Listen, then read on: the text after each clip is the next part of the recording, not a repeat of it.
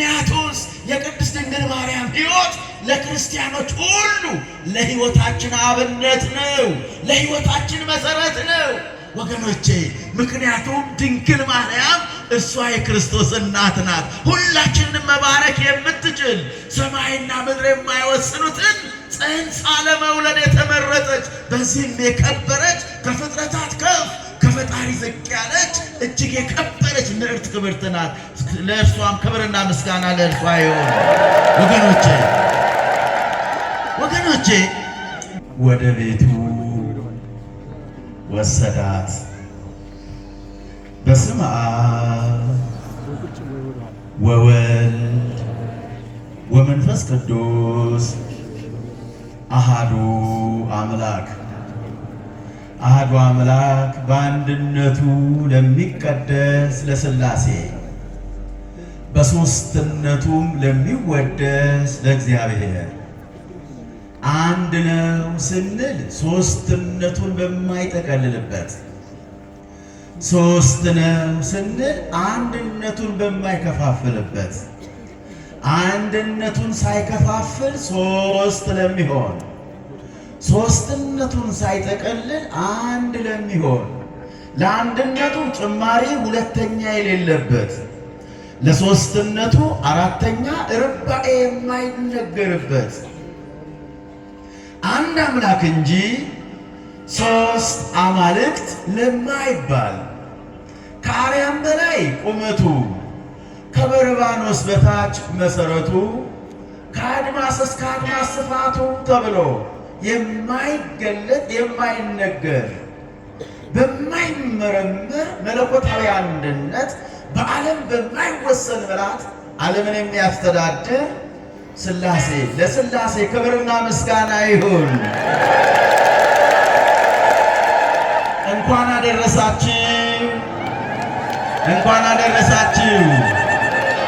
ይህ ቀን ልዩ ቀን ነውና በድጋሚ እንኳን አደረሳችሁ። ወደ ቤቱ ወሰዳት። የተወደዳችሁ ክቡራን አባቶቼ ሊቃውንተ ቤተ ክርስቲያን፣ በዚህ አውደ ምሕረት የምትገኙ ሁላችሁ ደግሞ ሥላሴን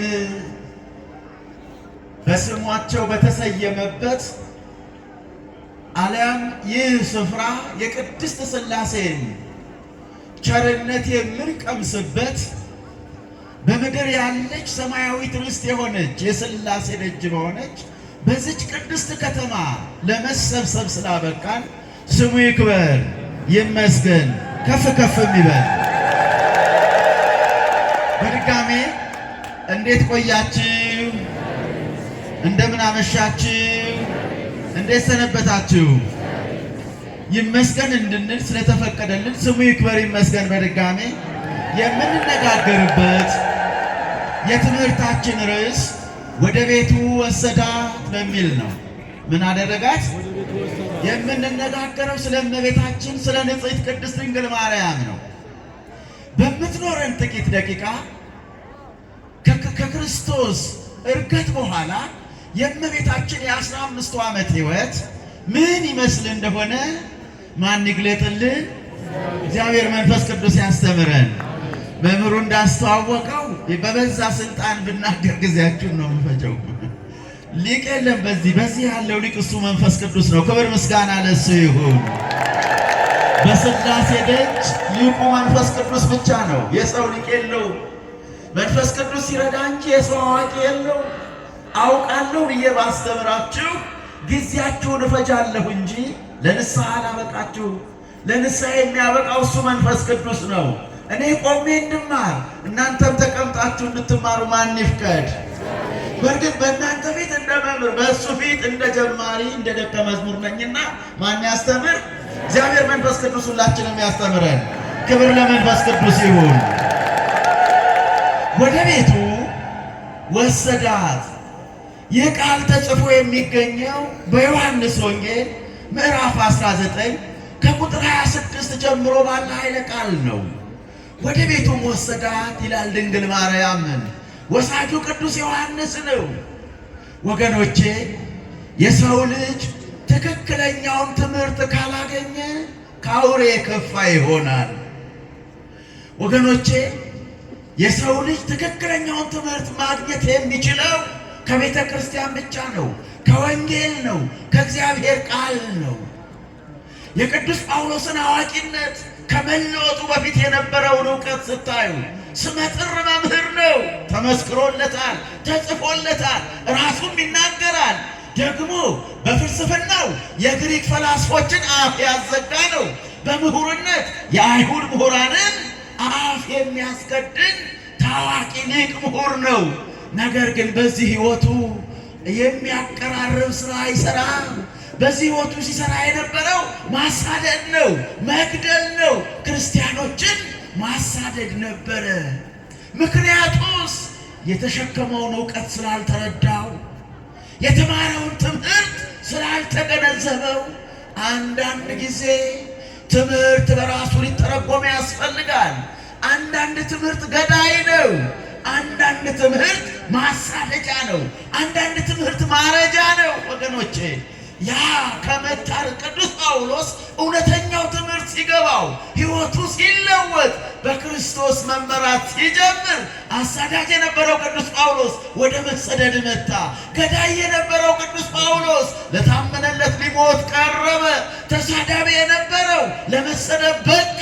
ክርስቲያኖችን ያስር የነበረው ለመታሰር፣ ያሰይፍ ይገድል የነበረ ለመሰየፍ በቃ። ወገኖቼ ምክንያቱም እውነተኛው ትምህርት ወንጌል ነው። ወንጌል ካልተማራችሁ የዓለም ትምህርት ብቻውን፣ የዚህ ዓለም ቴክኖሎጂ፣ የዚህ ዓለም ፍልስፍና፣ የዚህ ዓለም ዕውቀት የማይሞላውን የሕይወት ክፍተት የሚሞላው የእግዚአብሔር ቃል ብቻ ነው። ስሙ ይክበር ይመስገን። ወገኖቼ የዚህ ዓለም ቴክኖሎጂ ያልደረሰበትን በወንጌል አትደራደሩ፣ በወንጌል አትደራደሩ ወገኖቼ። ስለዚህ ወንጌል ስትማሩ ሰውነታችሁ ይከብራል። የእግዚአብሔር ማደሪያነታችሁ እሱ ከአንደበታችሁ በሚወጣው በጎ ቃል የሚያቀራርብ፣ የሚያስታርቅ፣ የሚያፋቅር መንፈሳዊ ኃይል ያለው ቃል ከአንደበታችሁ የሚወጣው የእግዚአብሔርን ቃል ስትማሩ ብቻ ነው። ክብር ለስሙ ይሁን። በድጋሚ ማን ያስተምረን? እግዚአብሔር መንፈስ ቅዱስ ያስተምረን።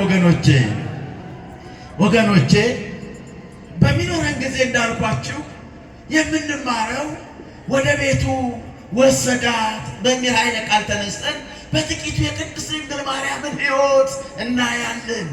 ምክንያቱስ የቅድስት ድንግል ማርያም ሕይወት ለክርስቲያኖች ሁሉ ለሕይወታችን አብነት ነው፣ ለሕይወታችን መሰረት ነው ወገኖቼ።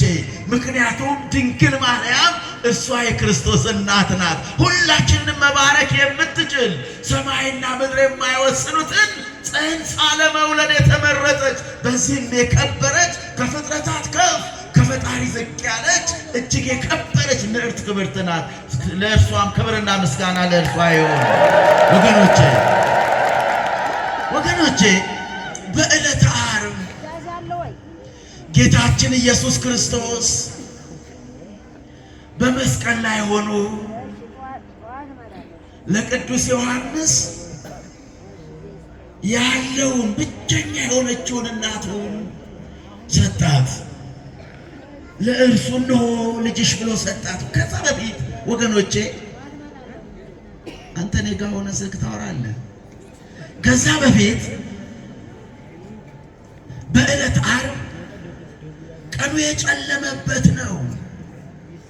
ዓርብን ስታስቡ ሐሰተኞች አደባባዩን ይዘውት ስለነበረ ቀኑ ጨልሟል። ሐሰተኛ ሲበዛ ቀን ይጨልማል።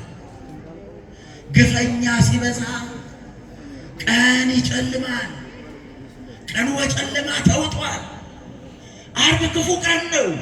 እናት የልጇን ድምፅ ስቃይ እንድትሰማ ያልተፈቀደበት ዕለት ነበረ ዕለተ ዓርብ። ጌታችንን መድኃኒታችን ኢየሱስ ክርስቶስ ከተገረፈበት እስከ ተሰቀለበት ያለውን 14 ምዕራፍ ጉዞ በሚጓዙ ሰዓት ድንግል ማርያም የልጇን መከራ ለማየት ስትመጣ የአይሁድ ሽፍቶች ወይንም ወንበዴዎች በሩቁ ያዛት። ምክንያቱም ስቅቅ ብላ ስታለቅስ በልጇ መከራ ምክንያት ምርር ብላ ስታነባ አይሁድ ይራሩና እንዳንሰቅለው ሊያደርጉን ይችላሉ። ስለዚህ ይህችን እናት በሩቁ ያዙልን የሚል አንድ መመሪያ ነበር። የልጇን ስቃይ እንድትሰማ አልተፈቀደላትም። ልጇን እንድትደግፈው አይዞህ እንድትል በመከራው አጠገቡ እንድትሆን አልተፈቀደላትም። ወገኖቼ በዚህ ጊዜ በሩቅ ይዘዋት ቅዱስ ዮሐንስ ደግፏት እየሄደ ሳለ በአራተኛው ምዕራፍ ላይ ጌታችን መድኃኒታችን ኢየሱስ ክርስቶስን ከፊት በገመድ ይስቡታል፣ ከኋላ በገመድ ይጎትቱታል። የፊተኛው ለምን ትንቀርፈፋለህ ፈጠን በል ብሎ ይስበዋል። ከኋላ ያለው ለምን ትጣደፋለህ ምን ያስቸኩልሃል ብሎ ይጎትተዋል። በጋበል ብሎ እንደዚሁ በራሱ ላይ 72 ምስማሮች የተተከሉበት የሾህ አክሊል ተደፍቶበታል። ደም ፊቱን አጥቦታል። የተገረፈበት ደሙ አልቆ እሽ የሚያዥበት በዛ በስቃይ በአራተኛው ምዕራፍ ላይ የፊተኛው ና ብሎ የኋለኛው ቀስ በል ብሎ ሲጎትተው እርጥብ መስቀል እንደተሸከመ ድፍት አለ። ይሄኔ ከተደፋበት ቀና ሲል እናቱን በሩቁ አይን ላይ ግጥም አሉ። ድንግል ማርያም ትጮኻለች፣ የእውነት ያለ ትላለች። ጥፋቱ ምንድነው ብላ የአይሁድ መምህራንን ፍርዳችሁ ወዴት ነው? በንጹሕ ላይ እንዲህ መጨከን በየትኛው ሕግ ነው እያለች የመምህራን ያለ ትላለች። ከዛ ይልቅ ሐዋርያትን ትጣራለች። አብራችሁት የነበራችሁ፣ ከዋለበት የዋላችሁ፣ ካደረበት ያደራችሁ ሐዋርያት ሆይ ለምን ለእውነት አልቆማችሁ? ወዴት ናችሁ ስትል አንድ ሐዋርያ የለም። ጴጥሮስ ሸሽቷል፣ ሌሎቹም እግሬ አውጪኝ ብለዋል። ጴጥሮስ እንደውም ቀረጥ ስሰበስብ ያጉረመረሙብኝ የተከፉብኝ አይኖኝም ብሎ እግሩ አውጪኝ ብሏል። የለም ሐዋርያት የሉ። ከብቸኝነቱ በላይ አብረውት የነበሩት ሐዋርያት አጠገቡ አለመኖራቸው ለድንግል ማርያም ሁለተኛ የለቅሶ ምክንያት ነው። በዚህ ሰዓት ወገኖቼ በዚህ ሰዓት ትንሽ ጊዜ ስጡን። ለእልልታም ጊዜ አለው። በኋላ በደንብ ትላላችሁ፣ እኔም ማስብላችኋለሁ። እሺ አሁን በትንሹ አድምጡኝ። ወይ ሁላችሁ ምን ልበሉ? አዳምጣችሁ ሁላችሁ ምን። አሁን ወደ ትምህርቱ እንመለስ። ድንግል ማርያም ልጇ ኢየሱስ ክርስቶስ ድፍት ብሎ ቀና ሲል አይን ላይ ግጥም አሉ። ትጮኻለች። አስቡት፣ እንደ ወንበዴ በጨካኞች እጅ ተይዞ እንደ ወንጀለኛ፣ እንደ ሌባ፣ እንደ ቀማኛ መከራ እየደረሰበት ባለ ሰዓት እናቱ ድንግል ማርያም ጠጋ ብላ ልጄ እንድትለው አልተፈቀደላትም። በሩቁ ትጮኻለች። ግን አንድ ሐዋርያ ተገኘ። ድንግል ማርያምን ከ12 ሐዋርያት አንዱ ተገኘ። ድንግል ማርያምን የሚደግፍ ቅዱስ ዮሐንስ ደገፍ አድርጎ ስትወርቅ እያቀና ድንግልን ደግፎ ወደ ቀራንዮ በሄዱበት ጊዜ ቀራንዮ ሲደርሱ በመስቀል ላይ ሳለ ቀና ብሎ ሲመለከት ሁለቱን አያቸው። ልጅ በማጣቷ በልቧ የሐዘን ሰይፍ ያለፈው ድንግል ማርያምንና እርሷን ደግሞ በመደገፍ የመጣው ክርስቶስን ያገኘ እሷ ላይ የሚመጣ ሁሉ መከራ እኔንም ያገኘኝ ብሎ መከራውን ሳይሰቀቅ አይሁድን ሳይፈራ ዛቻቸውን ቁም ነገር ሳይቆጥር የተመዘዘ ሰይፋቸውን የሚወረወር ፍላጻቸውን ሳይፈራ ከጌታው ጎን የቆመ የጌታውን መከራ እያየ የቆመ አንድ ብቸኛ ደቀ መዝሙር ዮሐንስ ጌታችን ኢየሱስ ክርስቶስ ቅዱስ ዮሐንስን አምነሃል። በክፉ ቀን በመከራ ሰዓት ብዙዎች በከዱበት ሌሎች በሸሹበት በዛ የጭንቅ ሰዓት የተገኘ ብቸኛ እውነተኛ ተፈትነህ ያለፍ በመከራ ውስጥ ማንነትህ የታየ ብቸኛው ቅዱስ ዮሐንስ ሽልማት ይገባሃል። ያለችን ሽልማት ውዷ ስጦታዬ እናቴ ናትና እነሆ እናትህ ብሎ እናቱን ድንግል ማርያምን ለዮሐንስ ሸለመው። እነሆ እናትህ አለው። እንደዚሁ እናቲቱን ቅድስት ድንግል ማርያምን ልጅ በማጣት የተጎዳሽ እናቴ እነሆ ልጅሽ አለና ቅዱስ ዮሐንስን ልጅ ይሁንሽ ብሎ ሰጣት። ወገኖቼ አንድ ጥያቄ እዚህ ጋር ልጠይቅና ወደ ትምህርቴ ማዕከላዊ ሐሳብ ገባለሁ። ለኛም ለሁላችንም ድንግል ማርያም እናታችን ናት አይደል? በየት አማካኝነት የተቀበልናት? በቅዱስ ዮሐንስ አማካኝነት ምን ብለናል? ተቀብለናታል። ለሱ እንሆ እናትህ ተብሎ ሲሰጥ ላመን ለሁላችን እናታችን ናት ብለን እናምናለን። እኔ ግን እሷ እናቴ ናት አልጠራጠርም። ድንግል ማርያም አዎ እናቴ ነች አልጠራጠርም። እኔ ግን እንደ ዮሐንስ ልጇ ነኝ ወይ የሚለው ላይ አፌን ሞልቼ መናገር አልችልም። ምክንያቱም ዮሐንስ ድንግል ማርያም የምትሰጠው ይገባዋል። ንጹሕ ነው፣ ታማኝ ነው፣ የማይከዳ ነው። በመከራ በፈተና ውስጥ ጸንቶ የቆመ ነው። እኔና እናንተ በመከራና በፈተና ውስጥ ጸንተን መቆም እንችላለን ወይ? ራሳችንን ከዮሐንስ ጋር ለማነጻጸር እንችላለን ወይ የሚለው የራስ ምታት ጥያቄ ነው። አዎ ድንግል ማርያም እናታችን ናት። ግን እኛ እንደ ዮሐንስ ጽኗን እማንከዳ ነን ወይ? እውን ቆሞ ለማስቀደስ የሚጨንቀው ማህበረሰብ ድንግል ማርያም እናቴ ናት ካለ ሹፈት ነው፣ ሹፈት ነው። ቅዱስ ሥጋውን ክቡር ደሙን ተቀበል ሲባል አይ የኃጢአት ቀጠሮ አለብኝ የሚል ማህበረሰብ ድንግል ማርያም እናቴ ናት ብሎ ቢል እንደምን አድርጎ የእውነት ይሆናል? ምክንያቱስ ለዮሐንስ እነሆ እናትህ ሲለው ዮሐንስ ታማኝ ነው፣ በመከራ ውስጥ የጸና ነው። በመከራ ውስጥ ጽናትን ያልተለማመዱ መጽናት የማይችሉ ሰዎች አዎ ድንግል ማርያም እናታችን ናት እንዲህ ብለን ትለምናለች። ከልጇ መንግስት እንዳንጎድል የልጇን ደስታ የመንግስቱን ደስታ በምድር እንድንቀምስ ስለኛ ትጸልያለች፣ ትማልዳለች። ይሄ ጥርጥር የለውም። እኛ ግን እንደ ቅዱስ ዮሐንስ ራሳችንን አንጽረን ማየት የምንችል ታማኝ ልጆቿ ነን ወይ የሚለው ጥያቄ ለሁላችሁ ልስጥ። የገዛ ወንድሙን በመርዝ የሚገል የገዛ ባሏን በመርዝ የምትገል የገዛ ሚስቱን ክንዱን አሳርፎ የወንድ ክንዱን እየደበደበ የገዛ ሚስቱን የሚደበድብ ወንድ እንዴት አድርጎ እሱ ድንግል ማርያም እናቴ ናት ማለት ይችላል? እንዴት አድርጎ ታማኝ አይደለም። ቅዱስ ዮሐንስ እናት ያለኛው ታማኝ ስለሆነ ነው።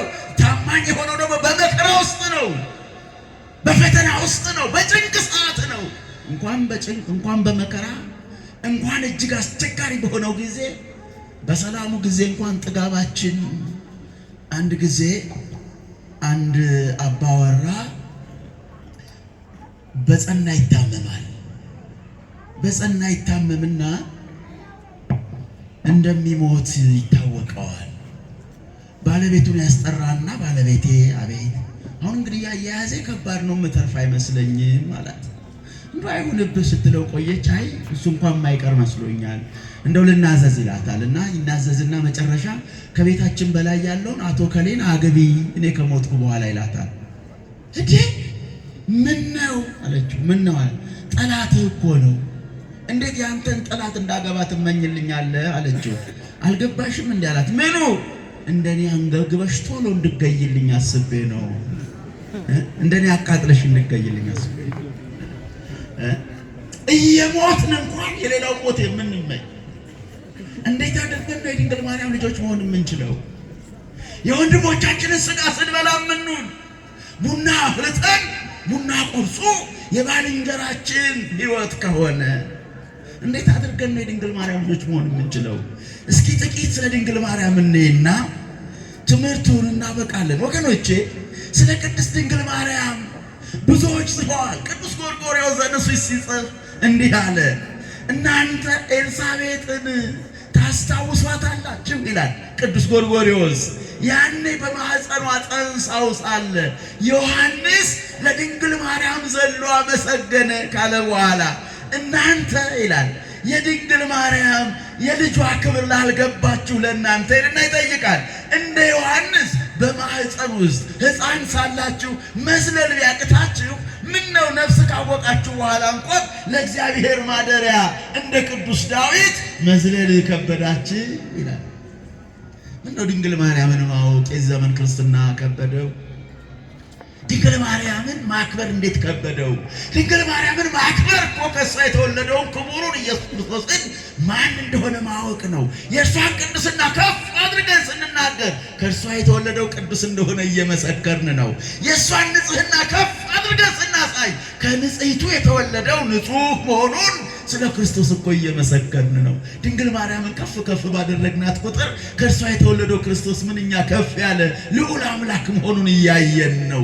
ምክንያቱም ድንግል ማርያምን ባየናት ጊዜ የምናየው በቅፏ ያለውን ክርስቶስን ነው።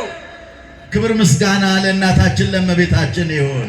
ወገኖቼ የ15ቱን ዓመት ሕይወት በተለይ ቅዱስ ዮሐንስ እና አግናጢዮስ እና አምብሮስ ይህ አራተኛውና ከዛ በፊት የነበሩ ጸሐፊያን በነገረ ማርያም ላይ አብዛኛው ሐሳቦቻቸው የተወሰዱላቸው ጸሐፊያን ስለ ቅድስት ድንግል ማርያም የ15ቱ ዓመት ሕይወት ጽፈዋል። በተለይ አግናጢዮስ ለቅዱስ ዮሐንስ የቅዱስ ዮሐንስ ደቀ መዝሙር ነው። ለቅዱስ ዮሐንስ ሲጽፍለት ስለ ድንግል ማርያም እንዲህ ብሎ ጻፈ። ከተቻለ በኢየሩሳሌም ያለውን ጉባኤ ለማየትና ለመካፈል በተለይም እጅግ የተከበረችውንና ትሑቷን በሁሉ ዘንድ አስደናቂ ሁሉም እርሷን ለማየት የሚጓጓላትን የኢየሱስን እናት ድንግል ማርያምን ለማየት እሻለሁ አለ። እሷን ለማየት እሻለሁ። አስደናቂ እጅግ የተከበረችውና ትሑቷን። አዎ ድንግል ማርያም የተከበረች ናት። ማምላክ ናት። ወላዲተ አምላክ ናት። አዎ የተከበረች ናት። እንኳን የአምላክ እናት የቀበሌ ሊቀመንበር እናት እንኳን ክብር አላት። እንኳን የማይሾሙትን ምድርና ሰማይን የፈጠረው በአንደበት ተነግሮ በጆሮም ተሰምቶ የማይዘለቀውን የማይወሰነውን ሰማያዊ ሚስጥር የወለደች ድንግል ማርያም አይደለችም? የአንድ ፕሬዝዳንት እናት እንኳን ቀዳማዊት እመቤት ናት። የአንድ ጠቅላይ ሚኒስቴር ሚስት እንኳን ቀዳማዊት እመቤት ናት እኮ። ቀዳማዊት እመቤት አይደል? የጠቅላይ ሚኒስቴሩ ባለቤት ቀዳማዊት እመቤት ነው አይደል? ስሟ የጠቅላይ ሚኒስቴሩ ይገባል። እዚህ ላይ ክርክር የለኝም።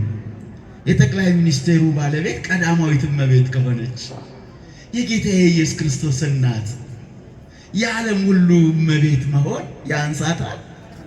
ክብር ምስጋና ለስሙ ይሁን። የሚደንቀው ቀዳማዊት እመቤት ብሎ የሚጠራ ማህበረሰብ የጌታውን የኢየሱስ ክርስቶስን እናት የቀዳማዊቶች ሁሉ ቀዳማዊት እመቤት ድንግል ማርያም ማለት ካልቻለ ይሄ አሽቃባጭ የሚባል አይነት ትውልድ ነው።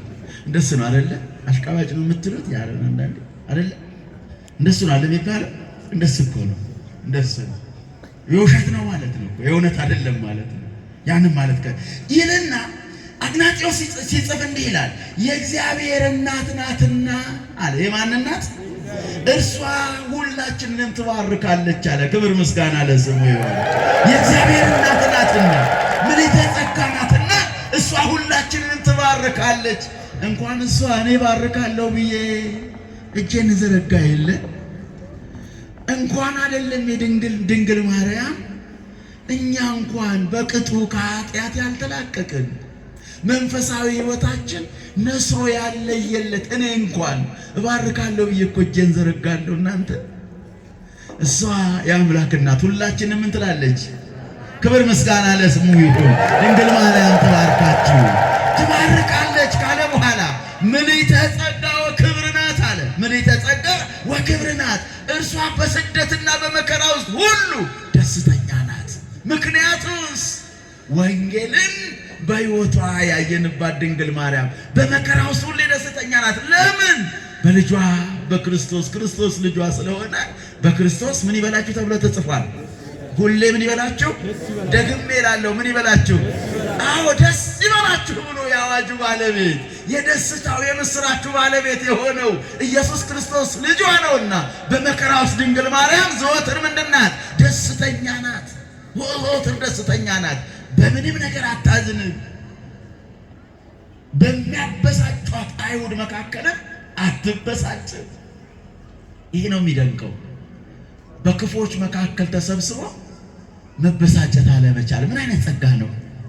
እያቸው ጨካኞች አይሁድ በልጇ ላይ ክፉ ነገር እየተናገሩ የሚችሉትን ሁሉ የሞከሩ አይሁድ መካከል አሁንም ቢሆን ዳግመኛ ስሙ እንዳይነገር በስሙ ሐዋርያት እንዳያስተምሩ ብዙ መከራ የሚያደርሱ አይሁድ መካከል ሆና ግን በእነሱ በምንም ምን አትልም፣ አትበሳጭ። አለመበሳጨት በመንፈስ ቅዱስ ስትሞሉ የሚመጣ ነው። አለመከፋት በውስጣችሁ መንፈስ ቅዱስ ሲሞላ የሚመጣ ነው። ብስጭት የሚያስቸግራችሁ ሰዎች ድንግል ማርያም እንዲህ ብላችሁ ለምኗት። ከተከበረው ከልጅሽ ፊት ቆመሽ አንቺ የማትበሳጭ እናት ሆይ፣ በሚያሳዝኑ አይሁድ መካከል የማትከፊ እናት ሆይ፣ እኔ ልጅሽ እንዳልከፋ በተከበረው በጌታዬ በኢየሱስ ክርስቶስ ፊት ስለ እኔ ለምኝ ይበሏት ይሆናል። ክብር ምስጋና ለስሙ ይሆናል። ወገኖች አትበሳጭም። አለመበሳጨት የመንፈሳዊነት ማረጋገጫ የቅድስና የመጨረሻ ቅድስና ላይ ያሉ የቅዱሳን ሕይወት ነው። አይበሳጩም። በክፉ ዓለም ውስጥ አይበሳጩም። በሚያሳዝነው ዓለም ውስጥ አያዝኑ። ወገኖቼ በሚያበሳጯት አትበሳጭም። ያያት ሁሉ ይደነቃል። ያያት ሁሉ ምን ይላል? ይደሰታልም አለ። ምን ይላል? ይደነቃል፣ ይደሰታል። ድንግል ማርያምን አይቷ ለመደሰት አይቷ ለመደነቅ እንደምን ይቻላል? ወገኖቼ በጣም የሚያስደንቅ ነው።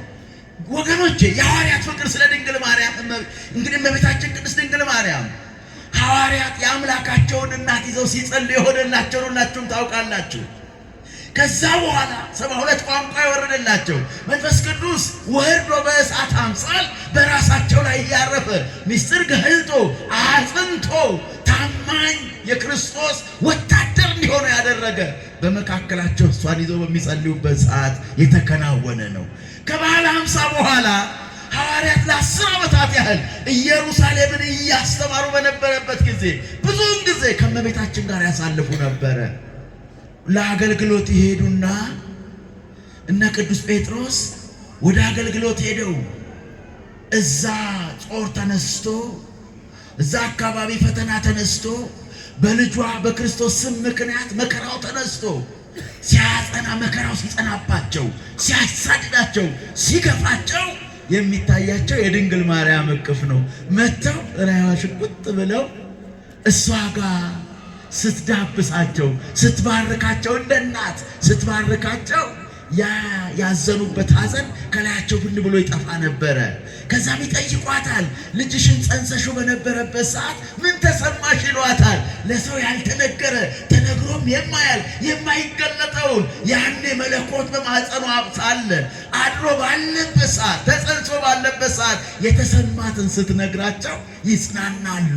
ድካማቸው ይለቃቸዋል። ያ የፈሩትን ዓለም ተመልሰው ድጋሜ ወደ ወንጌል አገልግሎታቸው በመንፈስ ቅዱስ ተሞልተው በአዲስ ኃይል በአዲስ ብርታት በድንግል ማርያም ቡራኬ አዲስ ኃይል አዲስ ብርታት ሆኗቸው ያ የገፋቸውን ዓለም ድጋሜ ሊጋፈጡት ቆርጠው ይሄዳሉ። የ15 ዓመት የድንግል ማርያም ሕይወት እሱን ነው የምናየው። ይቆርጣሉ፣ ደፋ ሆነ ይሄዳሉ። ቤታቸው በደብረ ዘይት ተራራ አቅራቢያ ስለነበር ሐዋርያቱ ከሄዱበት ሁሉ አገልግሎት ሲመለሱ የመጀመሪያ ስራቸው ድንግል ማርያምን እሷን ማየት ነው። እሷን መሳለም ነው። የእሷን ቡራኬ መቀበል ነው። ባርኪኝ ይሏታል። ትባርካቸዋለች። ወደ እሷ ይሄዳሉ። አማንያኑ ለሐዋርያት እንደዚሁ ለሚያምኑትም ለማያምኑትም ሄደው ይጠይቋት ነበር። ታማክራቸዋለች። የመንፈሳዊ ከፍታን ታሳያቸዋለች። ታጽናናቸዋለች። ወገኖቼ ስለ ልጇ ትነግራቸዋለች። እንደገና በጸሎቷ የከበዳቸው ነገር ሁሉ እየቀለለ ይታገዙ ነበር። የድንግል ማርያም ምልጃ ሁላችንንም ያገዘን። ወገኖቼ የ4ኛው መቶ ክፍለ ዘመን የታሪክ ጸሐፊ ኒሲፎሮስ ስለ ድንግል ማርያም ስለ መልኳና የ15 ዓመት ሕይወቷን እንዴት ኖረች የሚለውን ይጽፋል። ስለ መልኳ ሲጽፍ እንዲህ ብሎ ይጽፋል። ቁመቷ መካከለኛ ነው አለ። ፀጉሯ ወርቃማ፣ ዓይኗ እንደ ወይራ ዘይት ብርሃን የሚፈነጥቅ፣ የዓይን ቅንድቧ እጅግ የሚያምር ጥቁር ነበር። የአንደበቷ ለዛ ከሚፈስ የማር ወለላ በላይ የሚያስደስት የሚጣፍጥ ነበር አለ። የንግግሯ ቃና ጣፋጭ ነው አለ። እጆቿ እጅግ ውቦች ናቸው። ስትናገር ተራ ንግግር አትናገርም። ምን አትልም? ምን አትልም? ተራ ንግግር ምን አትልም? አትናገርም። ቅድስት ናታ፣ ምልዕተ ጸጋ ናት። መንፈሳዊ ሰዎች ተራ ንግግር አይናገሩም። መንፈስ ቅዱስ በውስጣቸው የሞላባቸው ሰዎች ንግግራቸው ሁሉ የሚጠግን የሚያቀርብ እንጂ የሚሰብር አይደለም። ነገ ስለ ንግግር በስፋት ስለምንማማር ለጊዜው እንለፈው። ተራ ንግግር አትናገርም ካለ በኋላ ቅድም እንደ ጎርጎርዮስ እንደተናገረው አትበሳጭም፣ በፍጹምም አትናደድም፣ በፍጹም ስለ ራሷ አትናገርም። በፍጹም ስለ ራሷ ምን አትልም? ምን አትልም? እናንተስ ስለ ራሳችሁ የሆነ ፌስቡክ ላይ የሆነ ነገር ትጽፋላችሁ። ለሊት ከእንቅልፋችሁ ተነስታችሁ መጀመሪያ ስንት ላይክ አይደለ የምትቆጥሩት? ላይክ ነው አይደለ? ስንት ሼር አይደለ? ስንት ሰው አየው? ትንሽ ቆይታችሁ ይሄን እኮ እዚህ ጉባኤ ላይ ያለ ራሱ ወጣ አድርጎ ስንት ላይክ የሚላለ ስንት ሼር የሚቆጥራል። ፎቶም በየሳምንቱ የሚለጥፋል። ፎቶአቸው ደግሞ ቅድመ መምህር ሲናገሩ ነበረ። ዛሬ ቅድስት ሥላሴ አይደለ ይህ ቤተክርስቲያን ስርዓት ጥንቅቅ ብሎ ተሰርቶ አልቋል። ቅድስት ሥላሴ የዚህ ጉባኤ መሪው መንፈስ ቅዱስ ነው። ሚስጥሩ ምክንያቱ መሰብሰቢያው ደግሞ ቅድስት ሥላሴ። ከዚህ የተሻለ ምን ይመጣል? የኛ ፎቶ ይህንን ምን ለማድረግ ነው? የኛ ፎቶ እዚህ ላይ አሁን የሚያስፈልገው የኛ ማስታወቂያ፣ የኛ ሊቅነት ቦታው ምን እንዲያመጣ ነው? ምን እንዲቀይር ነው? በቅድስት ሥላሴ ላይ የኔ ፎቶ አስቡት። ምን ሊያደርግ ነው? ምን ሊያደርግ ነው? እዩኝ እዩኝ የማለት ዘመን ሆነ። እናንተም እዩኝ እዩኝ፣ እኛም እዩኝ እዩኝ ሆነ። ሁሉም ቀልድ ቧልት ሆነ፣ ቲፎዞ ሆነ። የመጣችሁት እዚህ አባ ጌዶን ብላችሁ ነው ወይንስ መንፈስ ቅዱስን ብላችሁ ነው? አይ ዝም አሉ። ምክንያቱም ማን ብለው እንደመጡ ያውቃሉ። ማን ብላችሁ ነው የመጣችሁት? ማን ብላችሁ ነው? ማን ያስተምረኛ ብላችሁ ነው የመጣችሁት? አምናችሁ የመጣችሁት እሱ ያስተምራችሁ። ክብር ለስሙ ይሁን ወገኖች። ተሰርታ ያለቀች ቤተክርስቲያን ናት። ማስታወቂያዎቹ ከ1 እስከ 30 ያሉት ቅዱሳን ማስታወቂያዎች ናቸው። ሌላ ተሰርቶ አልቋል። አዲስ ስራ አያስፈልግም። አዲስ ፎቶ አያስፈልግም። የቅዱሳኑ ፎቶ አለ። አዲስ ፖስተር አያስፈልግም። ያ የቅዱሳኑ ሕይወት የቤተ ክርስቲያን ዘላለማዊ ፖስተር ነው። ክብር ምስጋና ለስሙ ይሁን። ይሄ አዲስ መጤ እንደሆነው አዲስ እንደተጀመረው ይሄ ከታችኛው አካል ጋራ ጫማ መለካካቱ የትም አያደርሰንም። ክብራችንን እንጠብቅ። ክብራችንን ጠብቀን እንለው ወገኖቼ። ይልና የንግግሯ ቃና ጣፋጭ ነው ካለ በኋላ በፍጹም አትናደድም። ተራ ንግግር አትናገርም፣ አትበሳጭም። ስለ ራሷ በጭራሽ አትናገርም። እስኪ ተሰብስቡ። አሁን እያንዳንዳችሁ ስታወሩ ስለማን ነው የምታወሩት?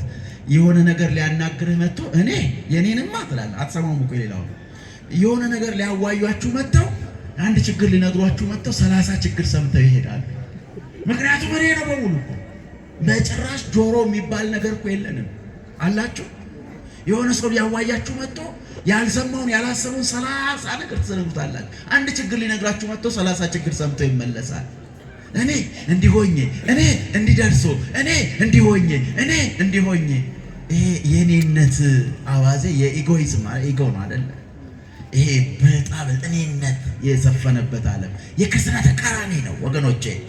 ይልና የምታስበው ስለ ክርስቲያኖች ስለኛ ነበር። የልብሶቿ ቀለም ተፈጥሯዊ ቀለም ነበር ብሎ ኒፎሮስ ይናገራል። በመጀመሪያ የክርስቲያኖች ስደት ከዮሐንስ ጋር ሆና ወደ ኤፌሶን ድጋሜ በ43 ዓመተ ምህረት ድጋሜ ተሰዳ ነበረ። ማናት የተሰደደችው? ከኔ ጋር ናቸው አይደል? ማናት የተሰደደችው? ድንግል ማርያም ድጋሜ የክርስቶስ እናት በሐዋርያት ላይ በተነሳው በቤተ ክርስቲያን ላይ በተነሳው ስደት በ43 ዓመተ ምህረት በድጋሜ ስደት ለ4 ዓመት ገጥሟት ነበር ወገኖቼ። በዛ ዘመን ንጉሡ ሄሮድስ መከራ ባጸናባቸው ጊዜ ዮሐንስንም ወንድም ያዕቆብን በሰይፍ በገደለው ጊዜ እንደውም በዚህ በሐዋርያት ሥራ ምዕራፍ 12 ቁጥር 1 ላይ ተጽፏል። የዛን ጊዜ ድንግል ማርያም ድጋሜ ተሰዳ ወደ አልዓዛር ጋር ሄዳ ነበረ።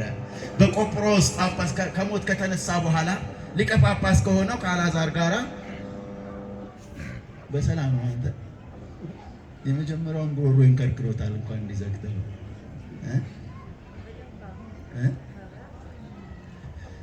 እሺ ወገኖች፣ በቆጵሮስ ከሞት ከተነሳ በኋላ ሊቀ ጳጳስ ከሆነው ከአልዓዛር ጋራ በ43 ዓመተ ምህረት በተነሳው ስደት ድጋሜ ተሰዳ ነበረ።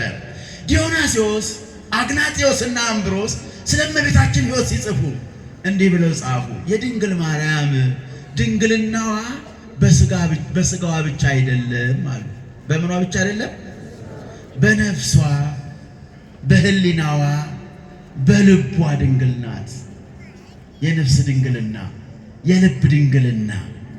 አስቡት፣ ድንግል ናት ካለ በኋላ አይምሮዋ ጠቢብ ነው፣ በልቧ ትሁት ነች። በልቧ ምንድን ናት?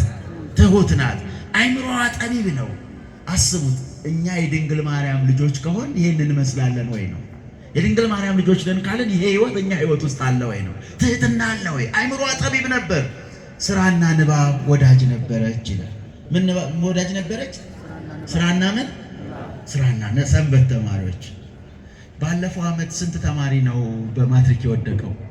ስንት ፐርሰንት ነው የወደቀው? ሰንበት ተማሪ ሆኖ የቤት ስራውን የማይሰራ ሆምወርክ አሳይመንት የማይሰራ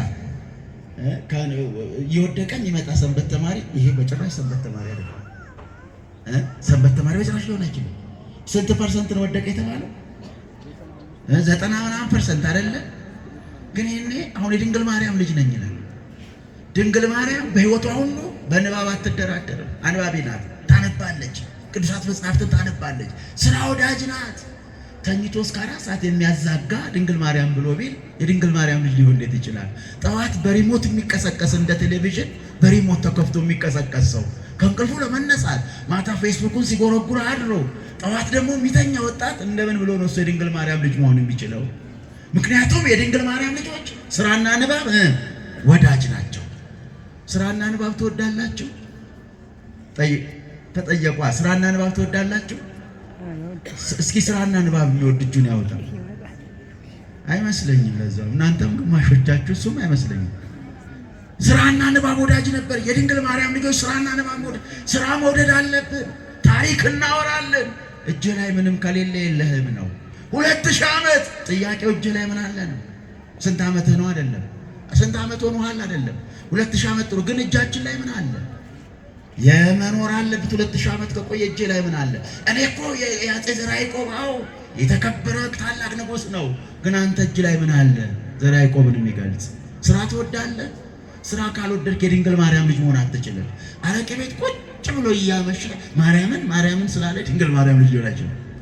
አረቄ ቤት ቁጭ ብሎ የሚያመሽ ሰው እንዴት ብሎ ነው የድንግል ማርያም ልጅ መሆን የሚችለው? ጠጅ ቤት ገብቶ ጠርሙስ እያማታ የሚደባደብ መጀመሪያ አጋጭቶ የጀመረና በኋላ ተጋጭቶ የሚለያይ እንዴት አድርጎ ነው የድንግል ማርያም ልጅ የሚሆነው? እንዴት አድርጎ ሊሆን ይችላል? ድንግል ማርያም በሕይወቷ ምንድን ናት? ስራና ንባብ ወዳጅ ነበረች ካለ በኋላ አይምሮዋ ጠቢብ ነው። ጥንቁቅ ተናጋሪ ናት። ስትናገር በጥንቃቄ ትናገራለች። የኑሮዋ መመሪያ ማንንም የማያስቀይም ነበር። የኑሮዋ መመሪያ ምን ነበር? ማንንም ምንም የማያስቀይም። ይሄኔ ብንቆጥረው በእኛ መካከል ያስቀየምናቸው እኮ ስፍር ቁጥር አይገልጣቸው፣ እጅግ በጣም ይበዙ ናቸው። ይሄኔ የኑሮዋ መመሪያ ማንንም የማያስቀይም ነበር። ታላላቆቿን ታከብራለች፣ አትታበይ። ታላላቆቿን ምን ትላለች? ምን አትልም? እናንተስ እስኪ ታላቁን የሚያከብር አለ? ታላቅ ቀርቶ አባቱን ሼባው አልገባም እንደ የሚል ወጣት እትታለ እንዴ ገተተ እንዴ አይደል? እንትን አለ እንዴ? ታላላቆቿን ድንግል ማርያም እኮ ናት።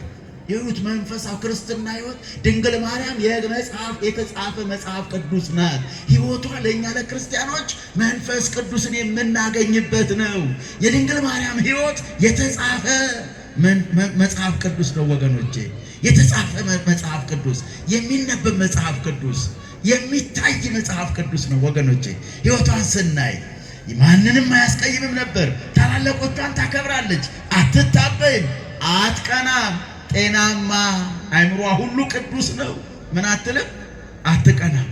ወንዶች በሚስታችሁ እየቀናችሁ ነገር የሚላችሁ ከከሌ ጋር የሆነ ነገር ስልክ ያሽገና ምንም ሳታውቁት ደማችሁ የሚፈላ እንዴት አድርጋችሁ የድንግል ማርያም ልጅ መሆን የምትችሉት?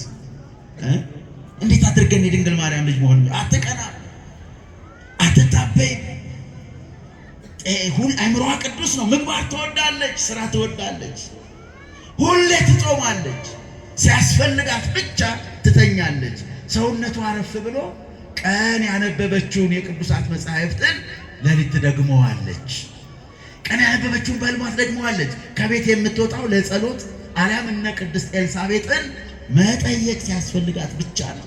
አትዞር፣ የማያስፈልግ ቦታ አትገኝም። ወገኖቼ አስቡት። ቅዱስ አትናቴዎስ ሲቀጥል ሕይወቷ አትናቴዎስ ይጽፍልን ከጨዋታ የራቀ የመናኝ ሰው ኑሮን ይመስል ነበር ካለ በኋላ ማር ከምትሰጥ ንብ ጋራ ትመሳሰልብኛለች አለ። ንብ ማሯን ትሰራና ቆርጦ የሚበላው ማን ነው? ቆርጦ የሚበላው ማን ነው? ሰው። ድንግል ማርያም ንብ ከምትሰጥ ማር ጋር ትመሳሰልብኛለች።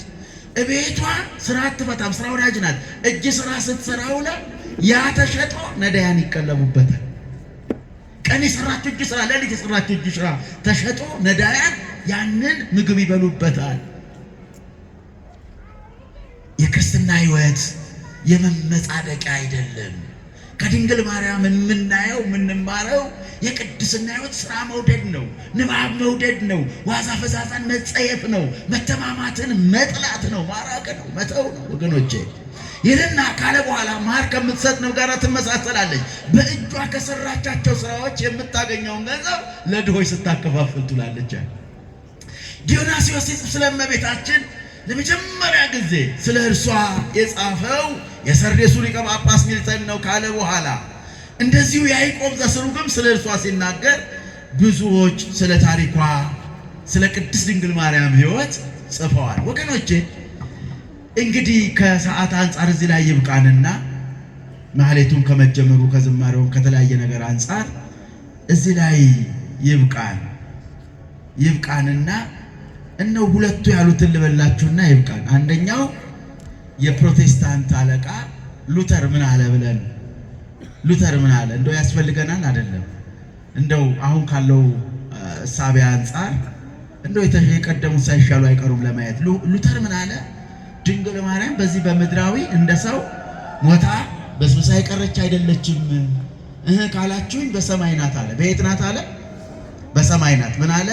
Mary had died in the presence of the apostle, but her tomb, when open later, was found empty. ይሄን ያለው ሌላ ሰው ነው።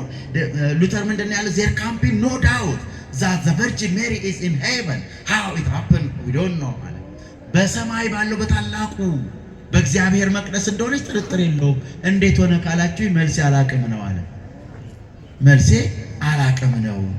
እንደገና ሌሎቹም እንደዚሁ በማርቲን ሉተርስ ወርክስ ቮሊዩም 10 ላይ ፔጅ 268 ላይ ወገኖቼ በአጠቃላይ የድንግል ማርያም ልጆች ነን ወይ? አንደኛ እናቴ የተባለችው እንደ ቅዱስ ዮሐንስ የተሰጠችው ቅዱስ ዮሐንስ ትገባው ስለነበር ነው። አሁን እናታችን ናት። ግን የቅዱስ ዮሐንስ እውነት በእኛ ልብ ውስጥ አለ ወይ? ጽናት አለ ወይ? በመከራ መጽናትኛ ውስጥ አለ ወይ? አርብሮ እኮ ጾም ካልከው እኮ ነው ቄስ አልገደልኩ የሚል ሰው እንዴት ነው የድንግል ማርያም ልጅ የሚሆነው? ቤት አድርጎ ነው እንትን አትልም። አይ እግዚአብሔር የማያውቀው የለም ይላል። ሚስቱን አስቀምጦ ውሽማ የሚፈልግ እንዴት አድርጎ ነው የድንግል ማርያም ልጅ መሆን የሚችለው? ባሏን ቁጭ አድርጋ ከሌላ ጋር የምታወራ የማይገባ ነገር የምትፈጽም ሴት እንዴት አድርጋ የድንግል ማርያም ልጅ መሆን ትችላለች? ድንግል ማርያም ስራና ንባብ ወዳጅ ናት። ቁጭ ብሎ ተጎልቶ ጉልበቱን አቅፎ የሚውል ሰው እንዴት አድርጎ ነው የድንግል ማርያም ልጅ መሆን የሚችለው? ስራ ወዳጅ ናት ድንግል ማርያም፣ ንባብ ወዳጅ ናት። ወጣቶች በማትሪክ ፈተና የምትወድቁ ወጣቶች እንዴት አድርጋ ነው የድንግል ማርያም ሕይወት እናንተ ውስጥ ሊገለጥ የሚችለው? እንዴት አድርጎ? ንግግሯ ጠንቃቃ ነው። የኑሯ መመሪያ ማንንም የማያስቀይም ነው። አትኮራም፣ አትታበይም፣ ለተራ ነገር አትበሳጭም፣ እንደ በክፉዎች ተነሳስታ ምንም አትገረምም። የቅድስና ሁሉ ማያ ድንግል ማርያም። ስለዚህ ደግመን ሕይወቷን ብናነሳ ለእኛ የተኖረ መጽሐፍ ቅዱስ የተኖረ የሚታይ ሕይወት ነውና ድንግል ማርያም ሁላችንንም ትባርከን። እርሷ የአምላክ እናት ናትና ሁላችንም ትባርከን። ነገ በሰፊው እንቀጥላለን። ወስብሐት ለእግዚአብሔር ወለወላዲቱ ድንግል ወለመስቀሉ ክቡር። ይቆየን። አመስግኑት እግዚአብሔርን። ኧረ በደንብ አመስግኑ። ደስ አላላችሁ? አምላካችን እግዚአብሔር ስሙ የተመሰገነ ይሁን። ለመምህራችን ለመላከ